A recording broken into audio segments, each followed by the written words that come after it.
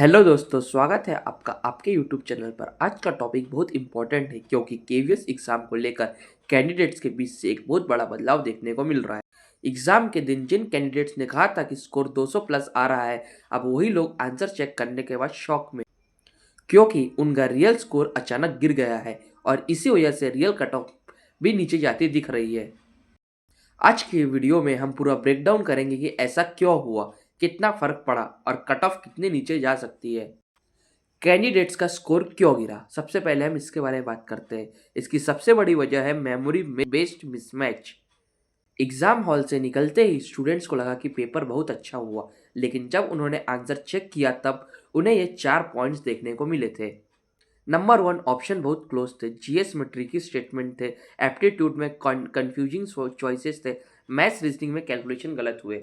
इस वजह से कैंडिडेट्स ने शुरुआत में जितना स्कोर सोचा था, रियल चेकिंग के बाद उससे 10 से 20 मार्क्स कम निकल रहे हैं।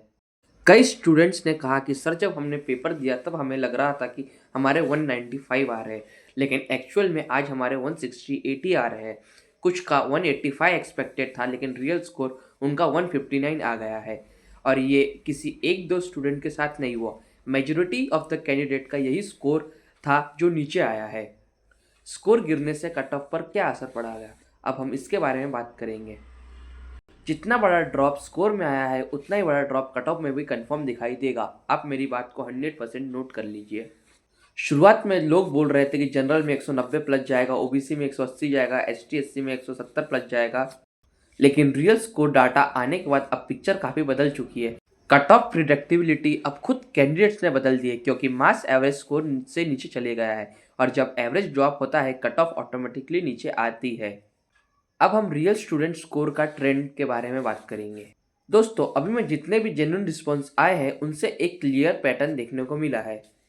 165 से 172 सबसे बड़ा स्कोर जोन है, यानी सबसे ज़्यादा स्टूडेंट इसी रेंज में है। पहले जो लोग 190 200 बोल रहे थे, अब इनका स्कोर 165 से 170 के बीच आ रहा है। इसका मतलब टॉप स्कोर की संख्या कम हो गई है, और जब टॉप स्कोर कम होता है तो कट ऑफ नीचे आती है। Part 4, realistic cut off.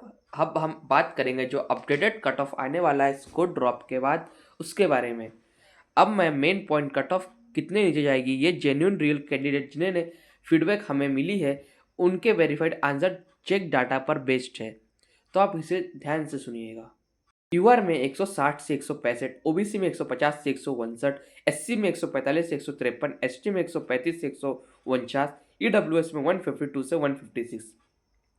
पहले जहां लोग बोल रहे थे कट ऑफ स्काई हाई जाएगी, अब डाटा क्लियरली दिखा रही है कि कट ऑफ ग्राउंडेड होने वाली है।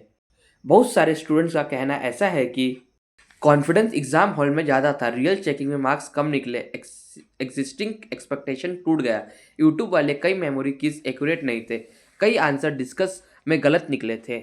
इससे स्टूडेंट्स मेंटली परेशान है, उन्हें लग रहा है कि उनका सिलेक्शन चांस कम हो गया है, लेकिन सच ये है कि सबका स्कोर गिरा है, सिर्फ आपका नहीं, इसलिए कट ऑफ भी उसी के हिसाब से नीचे जाएगी।